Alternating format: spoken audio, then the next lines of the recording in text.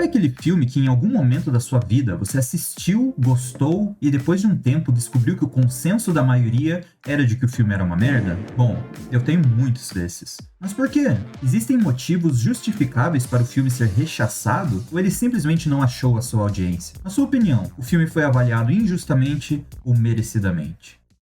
Se tinha algo que eu era obcecado na infância, eram discos voadores. Eu era do mato, e sempre que pisava na capital, precisava passar em sebos para comprar as revistas UFO. Olhar para o céu à noite e procurar qualquer objeto voador ou brilhante era comum para mim. Inclusive, eu fazia um curso de informática naquela época, e tudo que eu fazia antes das aulas era ver vídeos fakes de discos voadores, acreditando que eram todos reais. Um pouco tempo depois dessa época, eu acabei assistindo Contatos do Quarto Grau. Um filme que sinceramente arrepiou até os pelos que eu não tinha. Alguma coisa naquele filme ficou comigo. Um sentimento estranho, inquietante e sinistro. E eu não fazia ideia do porquê. Mas logo em seguida eu botei Drake e Josh pra assistir e nunca mais pensei sobre.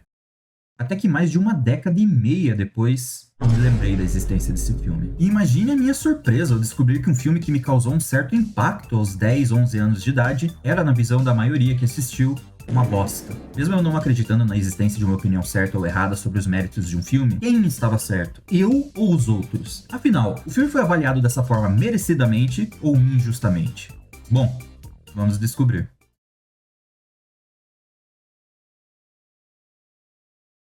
Contatos de Quarto Grau, resumidamente, segue uma terapeuta que, ao hipnotizar seus pacientes, percebe que talvez eles tenham sido abduzidos por alienígenas. Primeiramente, precisamos falar sobre o elefante na sala. Contatos de Quarto Grau possui um artifício um tanto quanto controverso na sua história e na forma de se promover. I'm actress Mila Jovovich, and I will be portraying Dr. Abigail Tyler in The Fourth Kind. This film is a dramatization of events that occurred October 1st to the 9th of 2000. In the northern Alaskan town of Nome. To better explain the events of the story, the director has included actual archive footage throughout the film. This footage was acquired from Nome psychologist Dr. Abigail Tyler, who has personally documented over 65 hours of video and audio materials during the time of the incident. To better protect their privacy, we have changed the names and professions of many of the people involved. Every dramatized scene in this movie is supported by either archived audio, video, or as it was related by Dr. Tyler, during extensive interviews with the director. In the end, what you believe is yours to decide. Please be advised that some of what you're about to see is extremely disturbing. Acontece que é mentira. Abigail Tyler não existe, os arquivos de vídeos reais são fakes, os artigos escritos por jornalistas reais e compartilhados pelo estúdio do filme como forma de corroborar os fatos do filme foram forjados, e além de ser processada, a Universal teve que pagar a grande quantia de $20 mil. O único fato real em que o filme é baseado é o desaparecimento e morte de pessoas na cidade em que o filme se passa. Então, além de fingir que os fatos do filme são reais, eles usaram tragédias reais para dar embasamento ao filme. E mesmo que eu quisesse julgar o filme sem essas estratégias baratas e nojentas no marketing, é impossível, pois o filme em si também utiliza desse artifício. O filme se trata, em sua maioria, como um documentário, utilizando áudios reais, vídeos reais, pessoas reais e dramatização de eventos reais. Eu amo pseudodocumentários e muitas vezes eles podem elevar o conceito abordado em seu filme para outros patamares. E eu admito que um filme tratar o assunto de abdução alienígena através de um formato como esse é maravilhoso. Porém, a forma como isso foi utilizado fora e dentro das telas não foi das melhores, para dizer o mínimo. O filme começa com uma entrevista feita pelo diretor do filme com a verdadeira Abigail Tyler, onde ela fala sobre a morte do seu marido. A cena é tratada como algo que realmente aconteceu, mas tirando o fato que a doutora Abigail Tyler é a atriz Charlotte Milkard, tudo nessa cena possui um ar fake. Claramente estão sentados na frente de uma tela verde. Por algum motivo, o departamento de maquiagem do filme derrubou 10 litros de base no rosto da atriz. Talvez tenham achado que para vender para a audiência que essa pessoa está mal, tanto física quanto mentalmente, precisassem empalidecer ao extremo a atriz. O mesmo pode ser dito sobre a iluminação da cena. Não sei se colocaram um abajur debaixo dela ou algum filtro mequetrefe. Além da atriz estar, na minha opinião, exagerando nas expressões faciais. Como se você conseguisse sentir que ela está tentando ao máximo parecer natural. E essa tentativa acaba levando a atuação dela a parecer artificial. Então, depois de tanto falar para a audiência que tudo no filme é real, Vocês me jogam a cena mais fake de todos os tempos logo em seguida? O filme logo passa para uma cena com um áudio real, da Tyler real, sendo tocado em uma fita cassete, e logo em seguida transicionamos para a cena de dramatização, onde Milla Jovovich interpreta a Dra. Tyler. Outro problema meu com esse filme começa logo nessa cena. Algo que eu nunca reparei quando era mais novo, mas em quase todas as cenas dramáticas desse filme, o diretor utiliza a música como uma espécie de muleta. That it could help if I could just remember the face of that man, so we could somehow track him down and set the record straight and find some closure. When did Ashley go blind? After what happened to Will. She just lost her sight.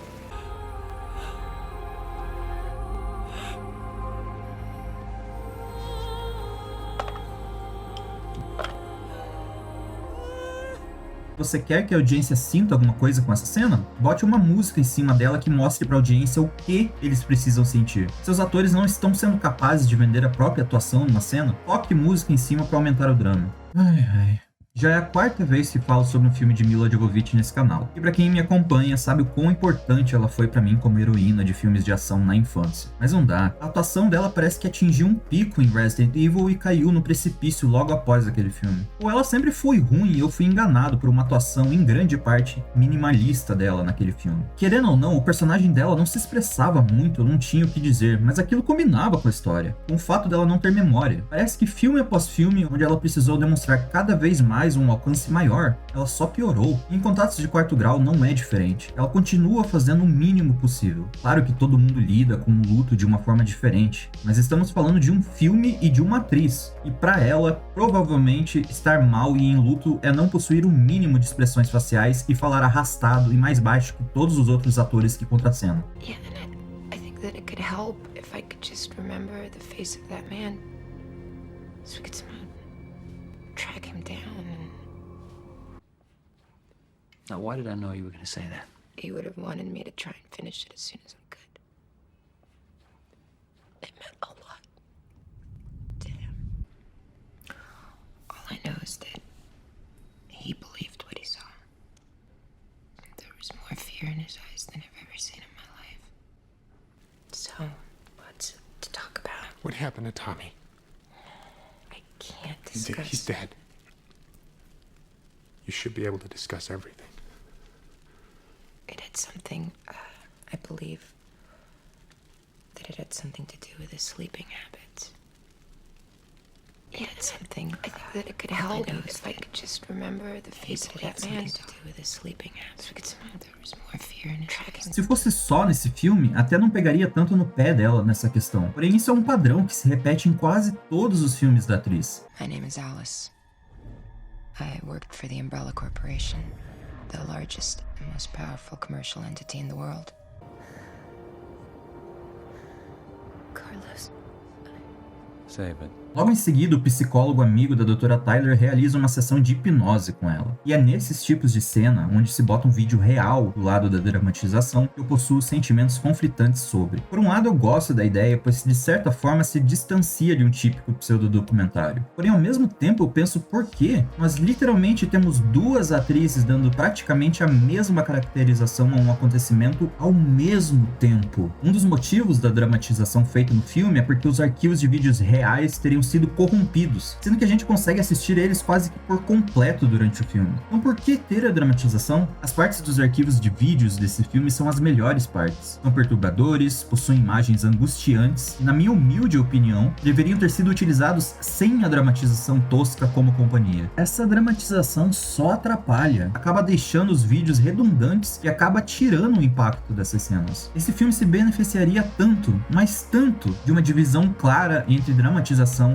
e found footage. As cenas contendo áudio e vídeo reais são utilizadas para criar uma atmosfera no filme. Uma atmosfera que, em partes, funciona. Utilizar um método de found footage para mostrar sessões de hipnose que deram erradas, moldam o clima da narrativa e deixam tudo mais envolvente. Então por que estragar a vibe que o próprio filme cria com dramatizações que não possuem nenhum propósito além de repetição? Nunca mencionei isso, mas para mim, a atmosfera é tudo em um filme. Um filme que tem a capacidade de me fazer sentir estar lá dentro com os personagens. andando por uma rua vazia à noite e sentindo a vastidão da escuridão ou o frio do inverno, uma sintonia entre som e imagem, onde a música cria uma conexão direta com o que está na tela, te fazendo sentir cada momento, a forma como uma cena é construída visualmente e transportando para dentro daquele momento. Contatos de Quarto Grau tenta muito ter uma ambientação sombria e misteriosa. Em alguns momentos você até consegue comprar o que estão vendendo, mas parece que tudo acaba sendo em vão, porque por um motivo ou outro, os criativos responsáveis pelo filme decidem enfiar mais e mais nas cenas. Mais músicas que parecem ser tiradas da sessão sem copyright do YouTube e mais dramatização. Ao invés de quanto menos melhor, Contatos de Quarto Grau decide fazer tudo de uma só vez, mesmo sem mudar a estrutura desse filme. Você que tá vendo esse vídeo, não acredita que a sua experiência poderia ser melhor se tivéssemos as cenas reais nos momentos de mais tensão ou suspense do filme e as cenas de dramatização somente para contar o resto da história? O que a abordagem atual acrescenta que uma narrativa segmentada não faria de forma mais assustadora e envolvente? Após a sessão de hipnose, a Dra. Tyler decide dar continuidade aos estudos do marido. O falecido marido da Dra. Tyler estava fazendo algum tipo de estudo com pacientes que tinham o mesmo sonho recorrente, estarem sendo vigiados por uma coruja. It's just there's one thing. There's an owl at my window. No.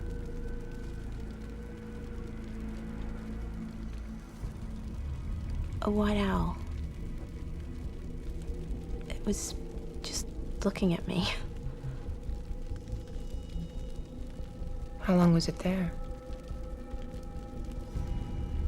Hours. No matter what I did, it wouldn't fly away. Wasn't scared of me.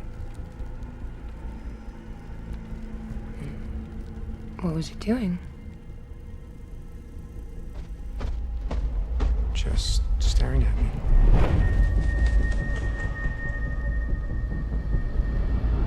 Ao redor do mundo e com o passar dos séculos, sonhos com corujas possuíram e possuem significados diferentes. Sabedoria, intuição ou transformação, e até a ansiedade, insegurança ou um pressentimento negativo. Além do fato de que o rosto desses bichinhos remete diretamente ao imaginário popular de um alienígena. Apesar de eu querer que o filme trabalhasse mais com isso, ele ganha pontos comigo somente pelo fato de trazer esse questionamento entre corujas e seres de outros mundos. É uma conexão visível, mas que não vejo muitos filmes trabalhando com esse conceito. Quando falo que a atmosfera do filme funciona em partes, a ligação criada entre esses animais e alienígenas e a inclusão de cenas com corujas olhando misteriosamente para a audiência ajudam a manter um tom esquisito e incomum no filme. Depois dessas consultas, a Dra. Tyler diz para um dos pacientes retornar amanhã, porque ela quer tentar um novo método para descobrir o que está acontecendo nesses sonhos. Com isso, ela busca sua filha, que por distúrbios mentais acabou ficando cega depois da morte de seu pai. As duas chegam em casa, se sentam para jantar e... Hey, what time's the game tomorrow? 7. And who are you playing again? I already told you, Browerville. Oh, I'm sorry, sweetie. I must have forgot. Dad never forgot. Caralho, como eu odeio drama forçado. Se chega nesse momento do filme, você já sabe que tipo de filme você vai assistir, é ridículo. Vai ser o filme inteiro com a criança odiando a mãe por motivos. Pelo menos ela deu uma resposta à altura. Yeah. And Dad's not here anymore.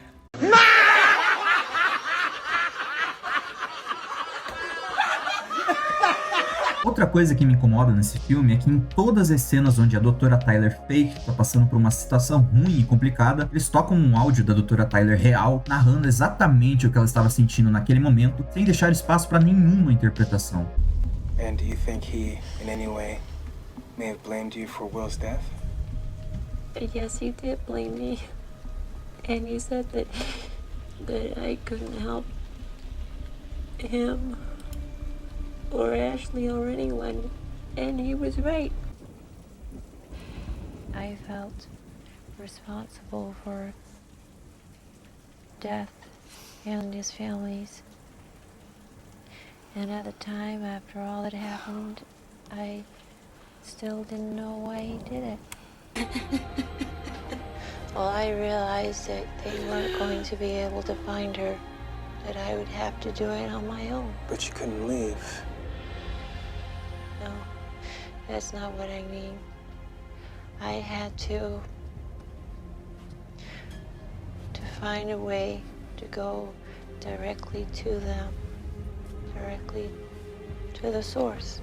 Novamente, por que não escolher um ou outro? Por que não deixar só a Tyler real falando na entrevista ou a Tyler fake reagindo ao que está acontecendo ao seu redor? Por que precisam tirar a autonomia da audiência e martelar na sua cabeça exatamente o que eles precisam extrair de uma cena? Bom, depois de uma sessão tranquila de hipnose, o paciente da Dra. Tyler mantém a própria família como refém por motivos. Cara, essas cenas gravadas pela câmera dos carros policiais são tão boas. Por que estragar com essa dramatização? A Dra. Tyler tenta acalmar ele pelo telefone. E ao achar que não está funcionando, o xerife pede para que se algum atirador tiver mira, atirar no sequestrador. Um dos atiradores responde com e logo em seguida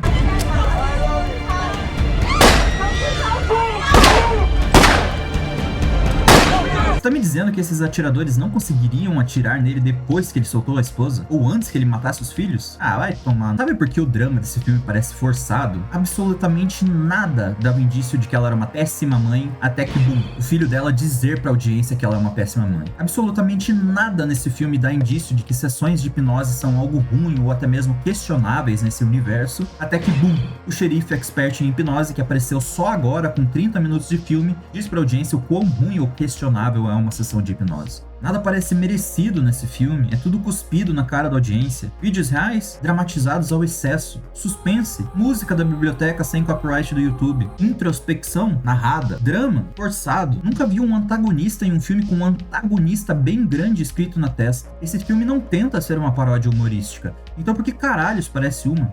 Logo em seguida, o xerife anti-vax fala pra Dra. Tyler parar com as sessões de hipnose e ir pra casa. Aliás, dormindo de calça jeans? Ele aproveita e bota um boné e uma jaqueta de couro. O amigo terapeuta da Dra. Tyler viaja até a cidade para consolar ela depois do ocorrido. E ela prossegue para sua próxima sessão de hipnose. We want you to hypnotize me too. We need to know if there's anything I'm not remembering. We feel like the best thing to do is to face it. Por quê? Que mundo é esse onde uma pessoa com os mesmos sintomas que você é hipnotizada, mata a família e se suicida, e você do nada quer ser hipnotizado também? Você acha que tem algo sobrenatural ocorrendo nessa cidade? Por que dar corda ao azar? Cadê sua esposa pra botar um senso na sua cabeça? Pra contra-argumentar sobre o porquê de você estar querendo fazer isso? Pra ser a voz da razão na história? We've already thought it over. Não sei se repararam, mas na única cena que faria sentido ter um pouco de drama envolvido na história, o filme decide passar reto, porque falta 1 hora pro filme acabar e a gente já não tem mais tempo pra picuinha. Logo em seguida temos uma das melhores cenas desse filme. O áudio que a Dra. Tyler acabou gravando no seu gravador na noite anterior. Um momento foda porque você viu ela indo dormir e o dia hoje foi como se nada tivesse acontecido. Ao escutar essa voz...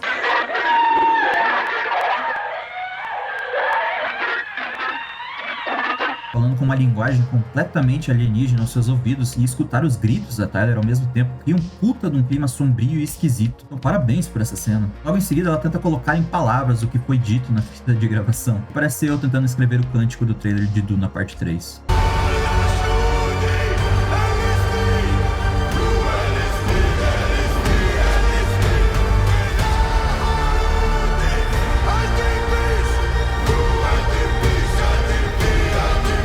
Tyler então descobre que seu marido tinha contato com um professor de Sumério, a primeira língua escrita da humanidade.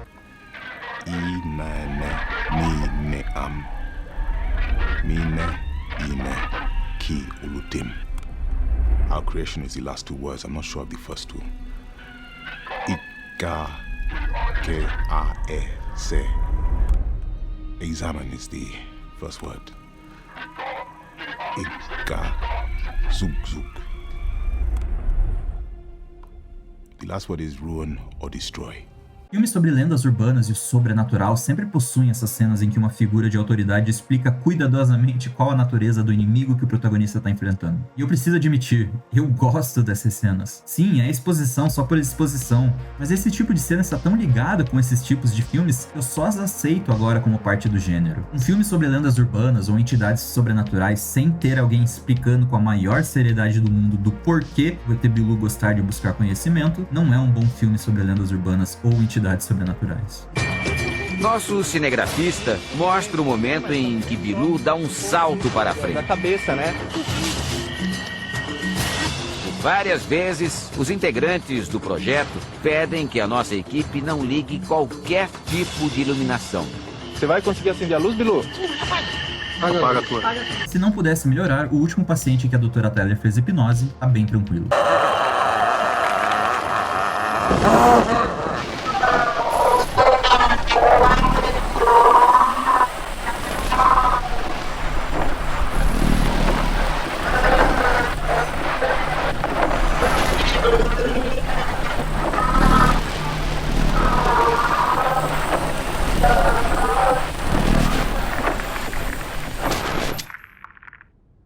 Mais uma ótima cena. Parece que o diretor sabia exatamente quais cenas ele queria filmar. Infelizmente, ele teve que escrever um filme inteiro ao redor delas. Abby. Como assim não gravou? Que caralhos era isso aqui então? Cara, o quanto desse filme seria evitável se ela simplesmente entregasse essas filmagens pra polícia? Mas e a confidencialidade entre doutor e paciente? Bom, a doutora Tyler real não pensou muito nisso ao compartilhar essas gravações pra um filme de Hollywood, né? Bom, o xerife anti-vax, antagonista só por ser antagonista, mantém a doutora Tyler em prisão domiciliar e sob 24 horas de supervisão policial. E isso acontece.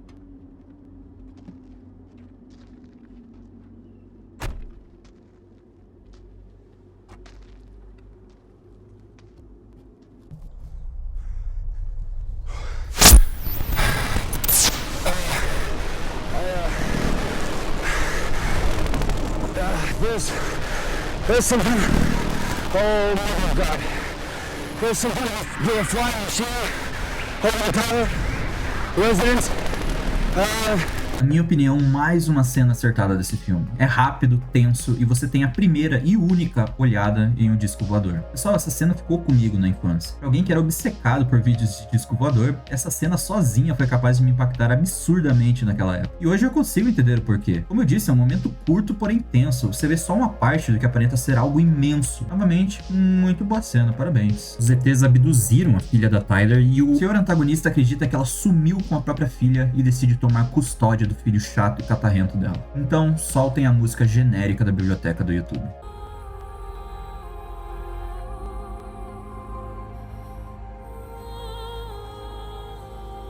Indo para a última sessão de hipnose do filme e vou parecer um disco quebrado. Mas novamente, ótima cena.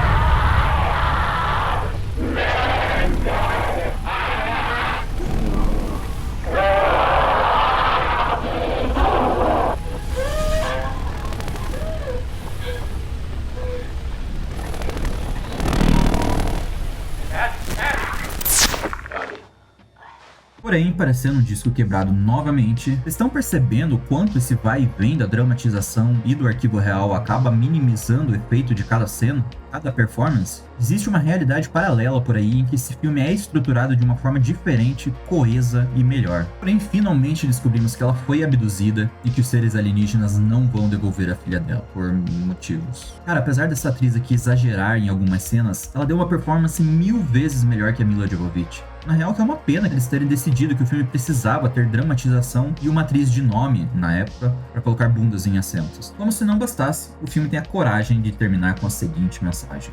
In the end, what you believe is yours to decide. In the end, what you believe is yours to decide.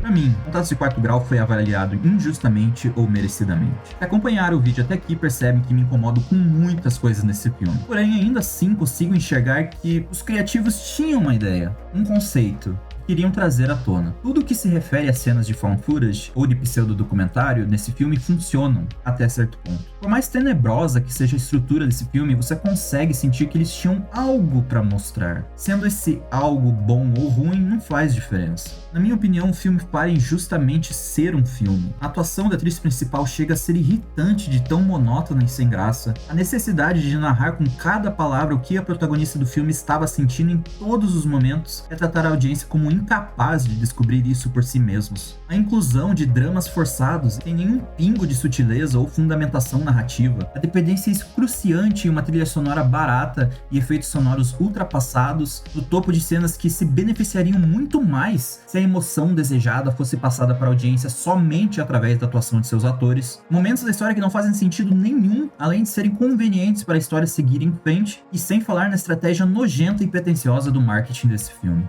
Na minha opinião, o julgamento majoritariamente negativo de Contatos de Quarto Grau é merecido, e eu dou 2 estrelas de 5 para esse filme. Poderia até ser mais baixo, mas eu acredito que esse filme tem uma coisinha especial no seu interior que infelizmente foi ofuscada pela maré de defeitos que o produto final apresenta. Você, já tinha ouvido falar nesse filme? Já tinha assistido? Gostou? Odiou? Na sua opinião, esse filme é injustiçado? Ou sua recepção foi merecida? Deixe seus sentimentos nos comentários, pois eu amo ler todos. Para quem também quiser me ajudar a financiar esse projeto e fazê-lo crescer e evoluir, o Apoia-se está na descrição. Caso não consiga, um like e uma inscrição já são de enorme ajuda. Muito obrigado e até a próxima.